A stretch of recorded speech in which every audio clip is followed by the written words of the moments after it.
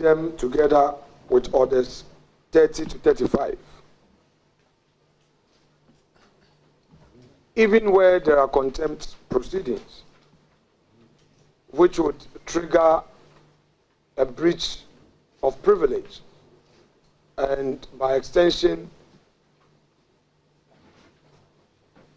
the need for certain actions to be taken, a committee must be set to look into this.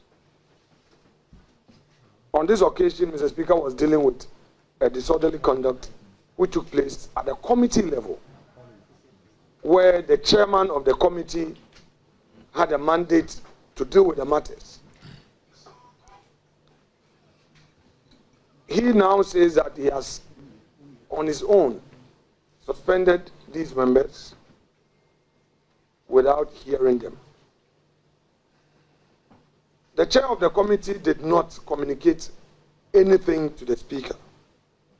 Neither did the speaker invite any of us in leadership for any discussion. In any event, even where there is punishment, our rules are clear. It can be for 4 days, 8 days, or 12 days, according to Order 130.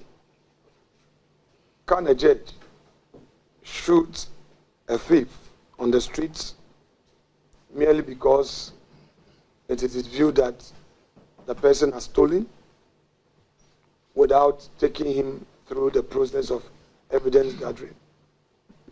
What becomes of the old saying that if all men find a man's hand in a till, his guilt must be proven? We are aware that the NDC majority itself has disrespected or disregarded Mr. Speaker's orders. In fact, on the day, one of his consequential orders was to the effect that the selection committee must meet immediately and reconstitute the appointment committee. The NDC majority caucus decided to proceed with the vetting without any due regard. Well, on our part, we believe that though we disagree with Mr. Speaker, out of deference to him, we must still engage him. And we would engage him. In fact, we started this engagement over the weekend. The majority leader and my good self had extensive discussions. He elected to reach out to Mr. Speaker and get back to me. I tried to reach out to Mr. Speaker. I wasn't successful. Throughout the weekend, the majority leader and I were in touch, and the feedback from him was that he hadn't been successful in getting to Speaker. Today is Monday. We believe that Mr. Speaker will be in the office. We believe that we'll be able to see him and take our discussions further. Meanwhile, as a responsible caucus, we are going to ferry our concerns in a memo to his office.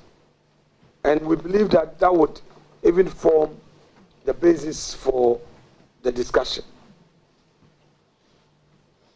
We don't know how to treat Mr. Speaker's communication, whether it's a ruling or communication properly so-called, because there is a provision in the orders where if there is a motion or a matter comes to the fore, Mr. Speaker would rule on the matter. And if there's a ruling, then you would have to rely on the rules to also challenge his ruling by filing a motion. That's what the rule says. But this is similar to the matter of Dr. Atuforsen on the vacant seats, where he relied on our orders to say he was raising a matter of national interest. I'm sure you may recall that when the matter went to the Supreme Court and all, Mr. Speaker said, oh, he only delivered a communication. He shared an opinion with us. So we are also careful in how to approach it. We want to be sure exactly what Mr. Speaker meant. But in substance, he's taking actions that have affected the rights of our colleagues in Parliament. And we believe that the right thing to do is to grant these affected members hearing. We have also taken the matter up. We have escalated the matter to our party level. MPP Minority Caucus is a wing of the MPP in Parliament. So we have also communicated this matter to party headquarters. The national chairman, the general secretary, and the national executives have become aware of this, and they take the matter seriously. They are not taking it lightly at all. They believe that the diplomatic channels must remain open. But we want to say this with emphasis. This mighty few, this happy few, will not allow itself to be intimidated. We will never surrender to any intimidation. All the issues that are being thrown at us are aimed at cowing us. None of it will work. For the record, this is the first time in the history of our Fourth Republic that a minority in Parliament is allowing a government to form, appoint its ministers in record time. For emphasis, we've been most cooperative with the NDC majority, but they are bullies. They bully, they intimidate, and if you don't stand strong, they will bully you, and we will never be bullied. We've supported them. Even some of the nominations come to Parliament within 24, 48 hours. We allow vetting to take place. On that Thursday incident, we had an agreement. My deputy leader, who represented the caucus interest at the pre-sitting meeting, agreed with the chair of the committee to vet only 3 for the day, and that was the understanding. When we were done with the 3, they asked for 1 more. It changed to 4. When we were done with the 4, they asked for 1 more. As a final thing, we had the 5th person. We vetted them in record time. We were done, only to see that they had paraded 6 more nominees on the corridors of the committee building to be vetted. And this was 10 p.m. Apart from that, the NDC has resorted to ferrying its foot soldiers to come and intimidate us. The insults, the bullying, all the insinuations, the attack. Sometimes we'll be walking and they will be pushing us. The physical assault. We have brought this to the attention of Parliament Police. We are also going to beef up our security. The attacks are becoming one too many. We don't feel safe. All these gave rise to our posture on that night. We are law-abiding. MPP is known for its gentlemanliness. We don't go physical, but we had to protest. Protest is part of democracy. It's our right, far right. We protested. Mr. Speaker, and all those who are criticizing our conduct of Thursday night should critically watch the tape, the videos. We didn't set out to destroy public property. We didn't set out to disrupt. We protested. The NDC shut the door of engagement on us. They said they were a so-called supermajority. So they have majority. Whether we like it or not, they were going to vet. Suffice to state that in all the approvals so far, it's been done because we supported them. They claim not that they claim, it's a fact. They have over 180 seats, but they haven't been able to even marshal 110 since we started sitting. the maximum they've had, and each day we count their numbers. Each day, the maximum they've gotten is 104. And you don't use 104 to take a decision. You need a minimum of 138. It has always taken our side, always present, to support them. So we have not criticized the John Mahama administration at all. We've not opposed them. In all of this, it's been consensus upon consensus.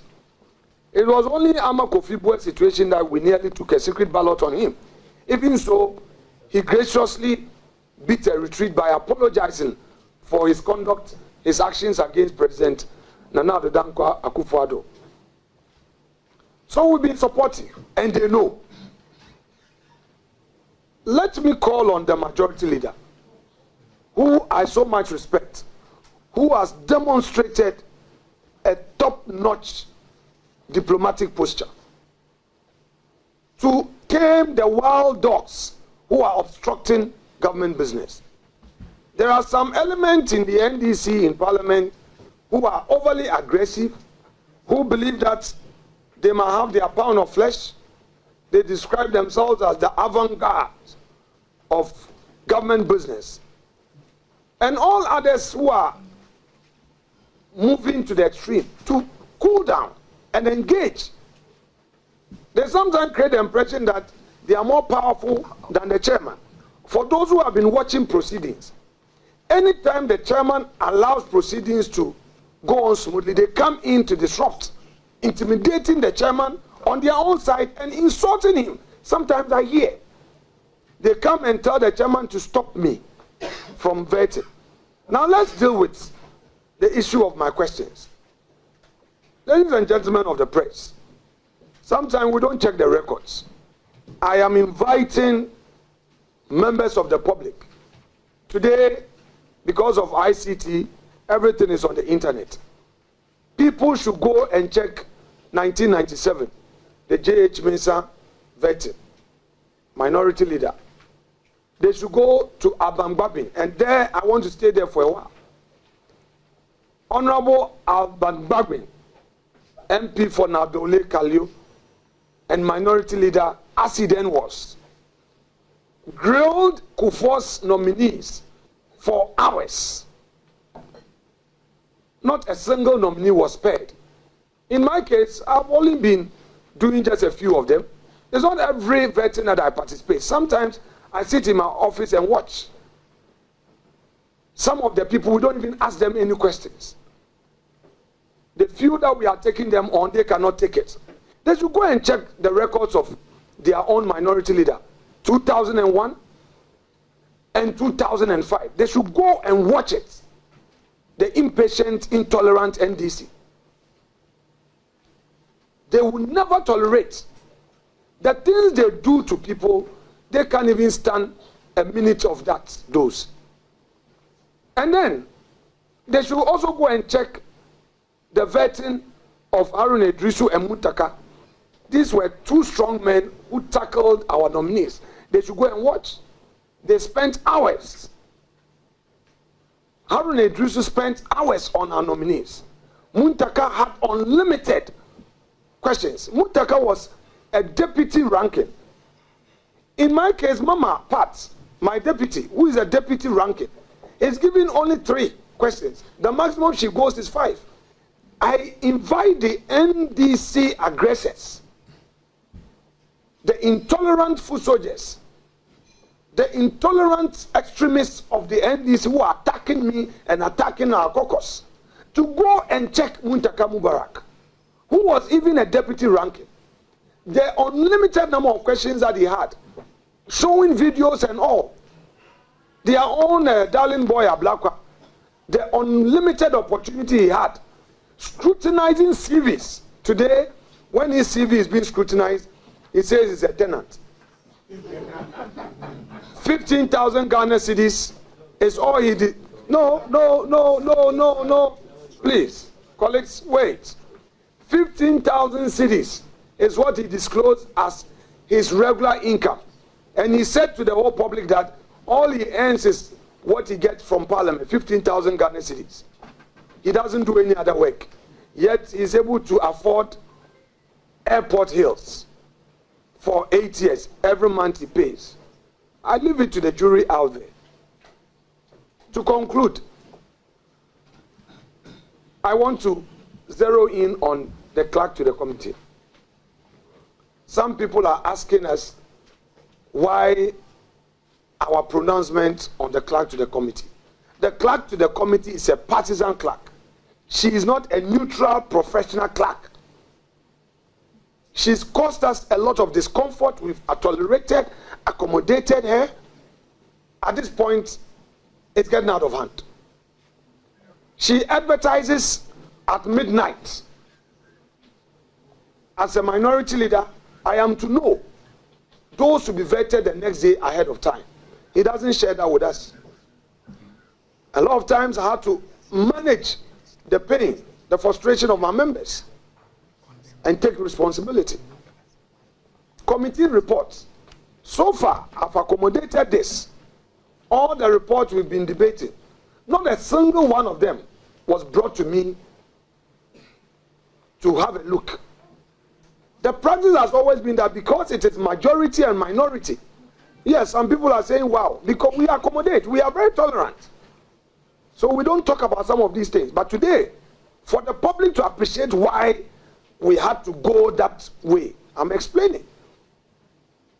The essence of the report is for us to have all our input in. This lady, who with so much respect, will do none of that. But it's the same person who was the clerk when we were in government, who insisted on getting the minorities' input. What has changed? Okoto de stand budget. Okoto de budget. MPP dia. We will not allow ourselves to be taken for granted.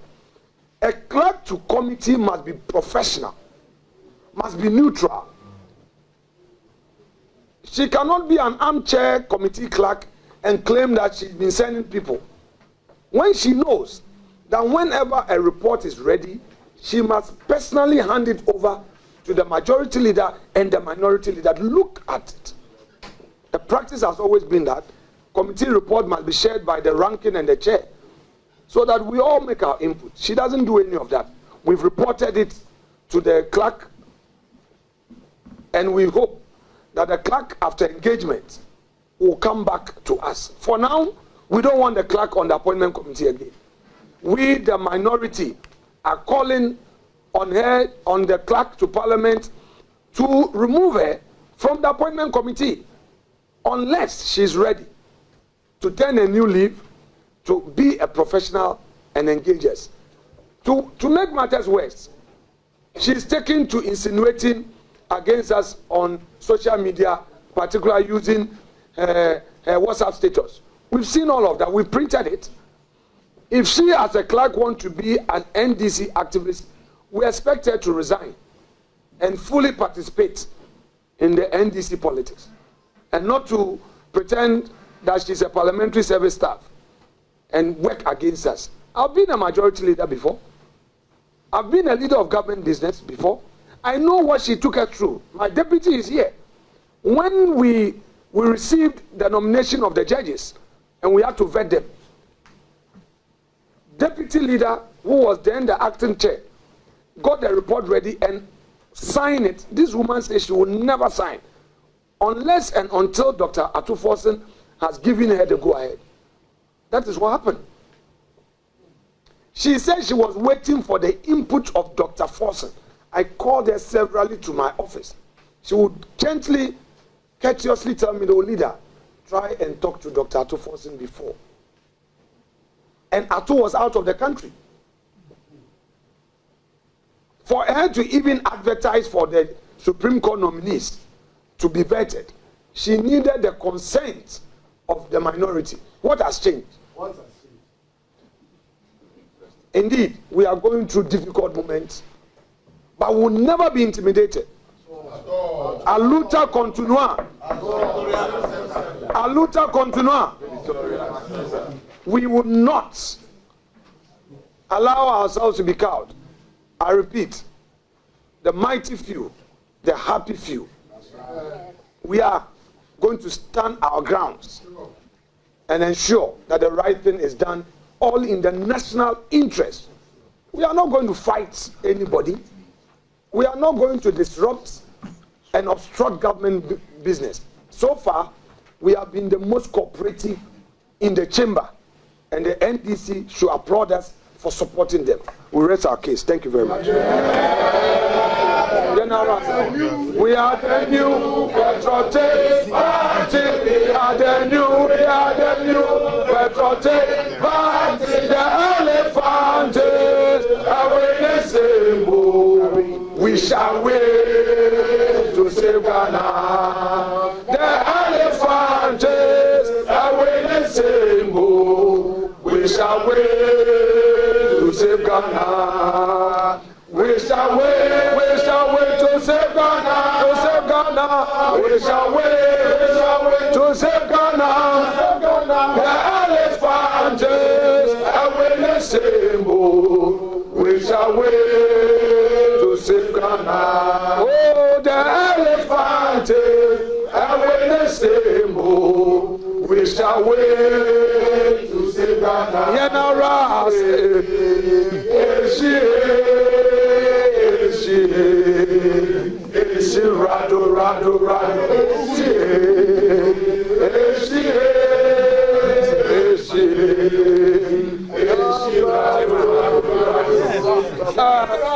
Asasebe ayabo de mayen ojana na no sheku adeto omayen edomene wososo sayabe ye biatraso nimbiatraso koto prane ya pese konya etu yembremu amaya sase do atuse Omanu seriye yo, ayasanya ose, amafu braleche. Omanu seriye yo,